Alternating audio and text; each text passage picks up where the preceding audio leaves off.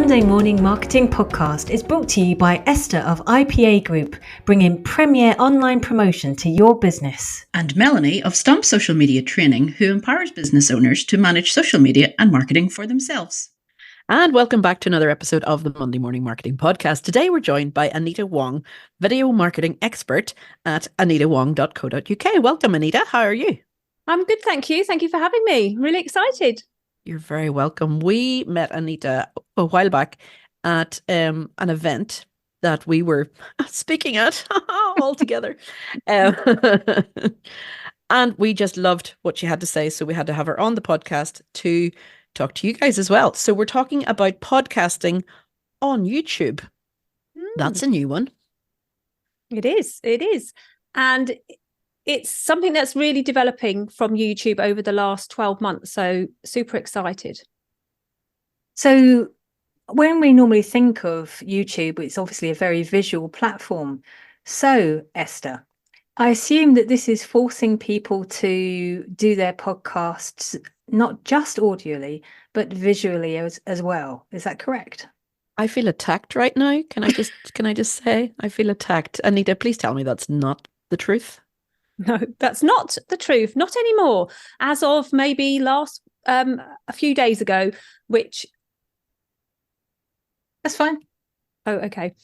So recent updates in YouTube have shown that now we can actually pull our podcasts over to YouTube without having to have video.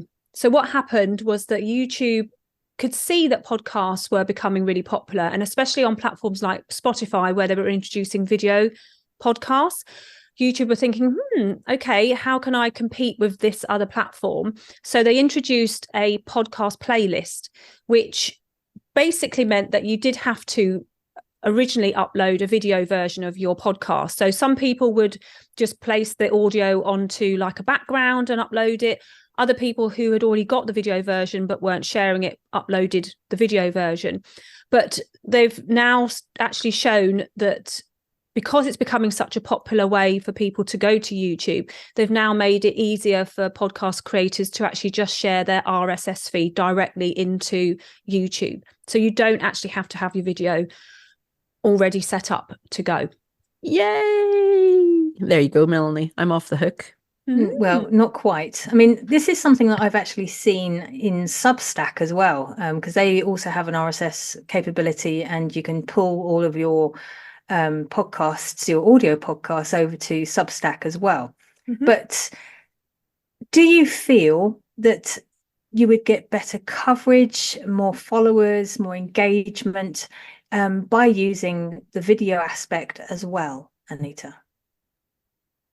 Obviously you would. I think the only down point at the moment that I can see with focusing solely on trying to get your podcast onto YouTube is that without having YouTube Premium, which is their paid version, you can't listen and go. So, for example, if you're on, say, Spotify or iTunes, you can open up a podcast and then put your phone in your pocket. And by doing that, you can then carry on listening to the podcast that you're listening to. You can carry on even working out, cooking your dinner, whatever you want to do. Whereas at the moment, if you're on YouTube, most of us use it, although I'm not a premium member of YouTube, but most people watch YouTube with the adverts and things like that. They don't necessarily realize there's a paid for version. So the only way you get to at the moment, and this might have changed by the time, things roll out, you can't close your phone and go and carry on listening. So with regards to your question, I think you should have your podcast everywhere like you would normally have, and just add it into YouTube as an addition to what you're already doing to amplify its visibility. Okay, so YouTube is essentially just grabbing more things that they know are working on other platforms, because they've already got shorts, which are like Reels or TikToks, and now they're branching into this other market.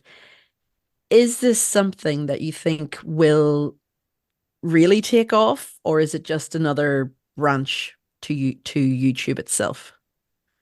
I think it will take off. I think having the ability to have different formats of content available to their viewers is something that will expand the reach and attract different audiences.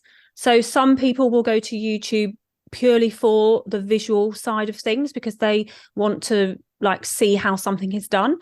However, if there is the podcast option there, then obviously it's accessible to everybody. And then you've got a choice. So depending on where you're located will depend on how much the podcast is sort of in upfront on the homepage as well. Again, it's just another platform to be found in search, isn't it? Yeah, it is, but it is the biggest platform. So because YouTube is second to Google, and of course Google owns YouTube, so the two of them together create quite an empire of search. And if you're using your podcast as a tool to raise your visibility, then having it on YouTube makes it easier for people to find in Google as well, because Google will index YouTube as a priority because it owns the platform. Yeah, because that's actually something that I noticed, that there is a thing called Google Podcast Manager, and it has now come out to say that it's saying goodbye in the middle of 2024, and because they're going to be enabling this RSS feed on YouTube. So then will all the analytics be on YouTube? Will they be just on Google GA4? Where will we find out our stats for the YouTube version? Okay, so the stats for your particular YouTube podcast will be inside your YouTube studio. They've already got stats for podcasts already. I've got a client who has a very active podcast who already does the video version, but wasn't putting it onto was putting it onto YouTube, but it wasn't in the allocated playlist for podcasts. So now that we've moved all of those video podcasts over into that podcast playlist, YouTube can see it as an individual type of content, and we're getting individual stats. So we're getting stats on how the podcast is performing compared to the videos and other content on her channel. Okay, so this is yet another platform that we need to get our head around. And does it matter, Anita, if we have, full studio performance, or can we just rock up, put a lick of paint on, a Zoom filter or a YouTube filter or something, and just do it? I mean, what would work best, do you think? Yeah, I mean, I think what happens when we look at YouTube, if we've not got a presence on YouTube, is that we tend to compare ourselves to the big YouTubers, the big creators, and they have a large budget behind them. Everybody started with no videos, no subscribers, and a limited amount of tech, I suppose. Most of us will start with our mobile phones, a microphone, and decent light. Those are the three main elements that will make the equipment that you need to create a video or an audio for YouTube. Obviously, the content matters because the content needs to be engaging and needs to be aimed specifically at a target audience of whom you want to reach. But it's not one of those platforms where everything has to be polished. You start, and every time you do another video or another podcast, you learn from the last one. And it's really good because YouTube has this analytical suite, which allows you to actually look at what's working in your video, what's not working in a video, how people are coming to your channel. So you can actually get, after you've been on there for a few weeks or a couple of months and you've consistently uploaded, it actually gives you a lot of data for you to play with. So initially, to get started, done is better than perfect. Yeah, absolutely. Just and then do just it. Just go from there and build on that, because just in general, not just talking about podcasting for YouTube at the minute, but I know a lot of people who say they would love to start a podcast channel. And no, it's not me. And but they're so scared of, it's not polished enough. It's not this enough. It's not, what if people don't like it? What if I need to do this before I can get, they're trying to run before they can walk. What would you say to them? Well, I would say to them that just just do it, basically. But before you do it, do a little bit of research. So don't obviously if you were going to learn to ride a bike, you would watch a few videos, or you would practice. So have an idea of what you want your first video to be about, and who you want it to reach from your target audience. And I think that once you've done that bit of research, and have a look at what your competitors are doing on YouTube, but don't compare yourselves to them. Mm-hmm. So do the research. Number one, have an idea of what I usually say is, think of 5 things that you're really passionate about in regards to what you're wanting to share, and then choose one of those things and do a bit of research around it. Because if you're passionate about it, then it's going to be easier for you to create a video around it. And then if you just look at what other people are doing in that field, you'll get an idea of, okay, so they've done a video about this and it's getting quite a lot of views, but they did a video about that and it's not getting so many. So let's look at this and go, how can I do a video around that subject that will reach my audience? And then just do it. Don't worry about, is it perfect? Will people like it? You won't know that until it's up there. As long as people can hear you and they can see you, then they will watch you. Obviously, if they come to your video and they can't hear you very well, then they're not going to be able to move along with you. And of course, if they can't see you and you're showing certain things, then that will frustrate them as well. But as long as it's a clear video and people can hear you, then you've ticked all the boxes. And then it's I was thinking about this yesterday, actually, about, it's a bit like, YouTube's not like a drive-through. So like when you go to a drive-through and you might order a Starbucks coffee or any coffee from a drive-through, you go, you take your order and you go away. Well, it's not like that. Like, you don't go to YouTube, you put your video on and you walk away. You've got to go back. You've got to go back every day or every week and have a look at how the video's been going, tweak it, have a little play with it, change the title, maybe change the thumbnail, but don't just sort of like drive through, drop it off and then drive past, if that makes sense. Okay. So we've established that there is a need for this. There is, people are going to enjoy it, but whether we like it or not, Anita, people do compare. Yeah. And when I think of video podcasts, I think of Joe Rogan. There's no way that the likes of myself and Esther can compete with that, even though we do actually share a similar audience. They're all in America. So how can we try and, how can we get out of our own heads and get started? I believe you have something that you can offer. Yeah. Well, yes, I can offer you some help with that. I do have some coaching packages where I can actually take you through the whole process of how to approach preparing for YouTube. In other words, like planning out your content and your strategy and then your timeline, and then supporting you while you actually do it. But I think it's like everything that we do as an entrepreneur and as a business owner, we do tend to compare ourselves to the people who are doing really, really well. And they usually have a big team behind them, because they've got to that point in their business where they then get a financial reward. They then have the means to pay for the support network. Now, I'm still pretty much a one-man band, and I'm only just starting to look at maybe outsourcing some aspects of it. But that's more for need and time rather than the fact that I've got money coming in. So I think it's all to do with, look at the people around you. Are they doing something on YouTube? Don't look at the ones that have got thousands and thousands of subscribers. Look at the ones that have got maybe 1,000 or 2,000 subscribers and look at their first videos. Go to their video tab on their YouTube channel and go to oldest, and you'll see the first video they've ever put up, and you'll see that it's not perfect. It's not polished like perhaps they are now. They are like just sitting in front of the camera and actually just talking to it and saying some stuff. And that's where we all start. I mean, I can look at one of my first videos, and I still am quite actional with my videos. If I discover something that's happened, I'll just plonk myself in front of the computer and record something about it. And in those days, I used to do it downstairs in the living room. So the lighting would be a bit shocking. I'd be just looking down. I wouldn't have a webcam or anything like that. And one of my videos has got the most views is exactly that. It's 4 minutes long and it's just me sharing something. And it's just like that. You've just got to do it.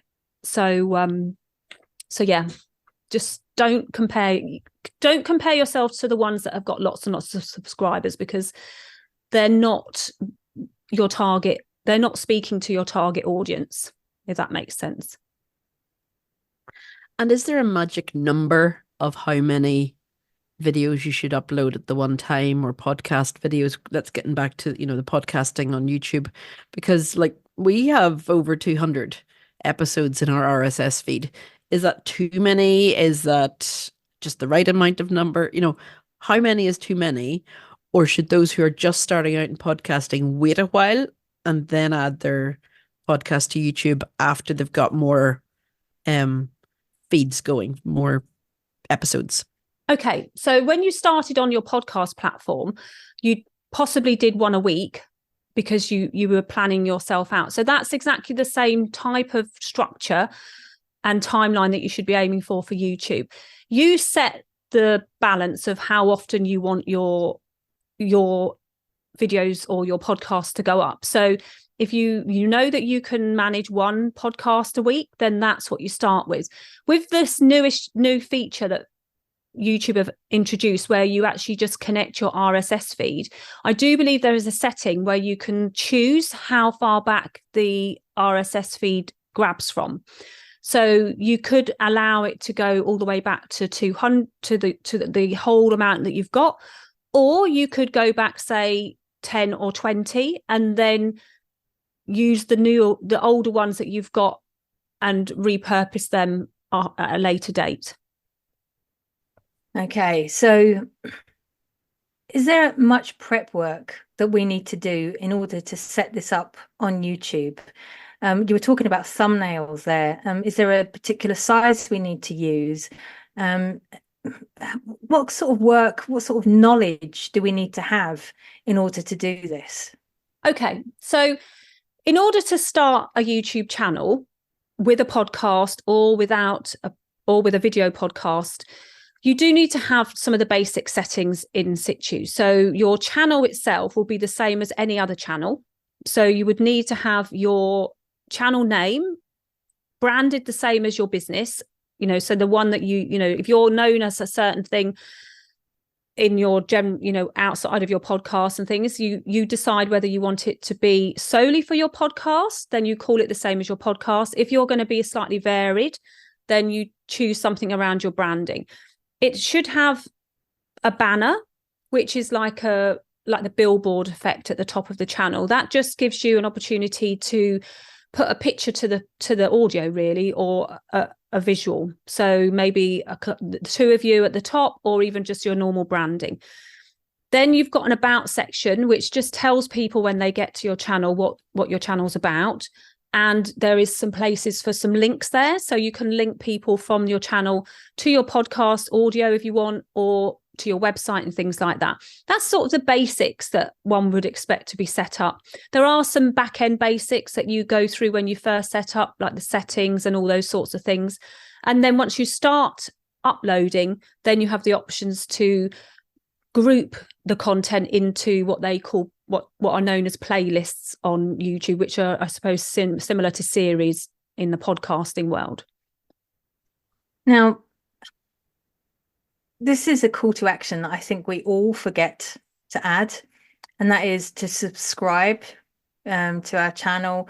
But when you've got a podcast, and we've, like, for instance, we have a podcast, we have a podcast website, and do we ask people to subscribe to our YouTube channel or to our email list or to our website, or do we ask for all three? Or, it can get very confusing, can't it? Yeah, it can. And I think that sometimes puts people off as well. It's like, oh, what do I do? Ultimately, with the option inside of YouTube now, there's an option to have up to 5 links on your bio. So what they did recently with the introduction of podcast and the introduction of the username, YouTube have made it easy for creators to collaborate. Let's call everyone that uses YouTube a creator for this example. So each YouTube channel is owned by a creator, you, me, and everyone else. And each channel has its own unique username. And what YouTube did recently is it introduced this username so that we could tag each other to help with collaboration. A bit like when you're on Instagram, you can tag somebody else in your post. You can do exactly the same as that now on YouTube in the description of the video. So it allows you to cross promote with each other and obviously tag each other. Now, when it comes to call to actions, there are inbuilt systems inside of YouTube that you can use. So at the end of each podcast video that you upload or RSS feed that you upload, there are settings that you can preset, like the end screen, which automatically puts a subscribe button on at the end of your podcast. So you don't have to worry that if you've got podcasts that you're uploading that you did before that aren't specifically for YouTube, because there'll be a call to action at the end of the podcast episode when it's on YouTube, if you set that up. And that's done inside of the settings. Yeah. But you can, of course, in the description of the podcast that you have, say, like with the RSS feed, when it pulls in the information from there. So you can always add in to your main podcasting platform in the description of your podcast. And if you're listening to this on YouTube, then, don't forget to follow along on that platform. You can have a more generic answer. If you're uploading a video podcast, then it's treated like a video. Therefore, you have the title, the description, where you can add clickable links and all those sorts of things in there. And then you have all the other settings as well. Okay, so the RSS feed would pull over the audio, and then if and when we start recording the videos of these as well, should we stop that RSS feed so that it's only the video one going up, or should the audio also pull over? Now, I haven't had a lot of experience using this because it's a new one, but I feel that it would be good to have both on your channel. So I'm launching my own podcast video channel in January, and I'm going to be putting both of them up. I'm going to be putting my podcast into a podcasting platform, like, for example, Spotify, but I'm also going to be putting the video version of it onto a new YouTube channel. And then I'm going to also create a new playlist, which is specific for the RSS feed. So they'll have a choice then. It's almost like I'll have two podcast playlists, one with the video version and one with the RSS feed version. And then the user can then choose which one they want to listen to at any particular time. Sometimes they might be able to put their phone in front of them when they're cooking and then they can watch it. Other times they might be in the gym and they might want to listen to it. And so with the video version, would you recommend subtitles? Yes, you could have subtitles on there. Now, YouTube automatically adds subtitles to a video anyway. There's a little button on YouTube that you can click, or you can upload an SRT file, which is like the text format file that you can upload into the studio, into the settings when you upload the video, and that will show. Or you can use a software which burns it onto the bottom of the video. But because YouTube offer the option to turn on the captions, the visual captions, I would recommend uploading the SRT file so that it is compatible with that and it's not making a guess, especially if you've got maybe a different accent or the words, depending on how clearly you say things will depend on how quickly or how precisely the AI picks up the wording. Yeah, it doesn't generally like my accent very much, but no, sometimes it makes mistakes on mine as well. On yours? Just certain things, depends on what I say. But, if I'm mumbling a bit, sometimes it might. And sometimes it always, like when you say, the other day I said something like, and I did one in 2024. So it did the one as 2024 and then it wrote 4. So it's those sorts of things that you want to make sure are correct, I suppose, just little bits. Yeah. Well, this has been very interesting, very fascinating, and we have homework to do. Don't know about the rest of you listening, but we certainly have homework to do. Yeah. Where will you be tuning in to listen to us next time then? That should be interesting. So how do we learn more about you, Anita? Where can we find out how to get information and any advice? And I hear you've also got a free bit of training to offer as well. Yeah, so you can obviously find me on my website, which is anitawong.co.uk. I do have a free Facebook group, which is called Get Started with YouTube. And of course, you can jump in there and ask me questions in there. And then on my website, I have a free training, which shows you how to take your short videos that you've got perhaps on Instagram or TikTok and upload them into YouTube as YouTube Shorts. So we haven't really spoken much about YouTube Shorts at the moment, but that's the same style as video as you do your Instagram Reels and TikToks. They also introduced that recently onto YouTube. Again, like we said, broadening the content aspects for their viewers. And sounds like we'll have to have Anita back at some other point to discuss all these other options onto YouTube. Actually, she's a font of all knowledge because we have her back about something else as well. Yep. Well, thank you so much for your time today, Anita. We're very grateful for your time. We will be back very soon with another podcast, and check out Anita if you've got any questions. Say bye-bye. Bye. Bye.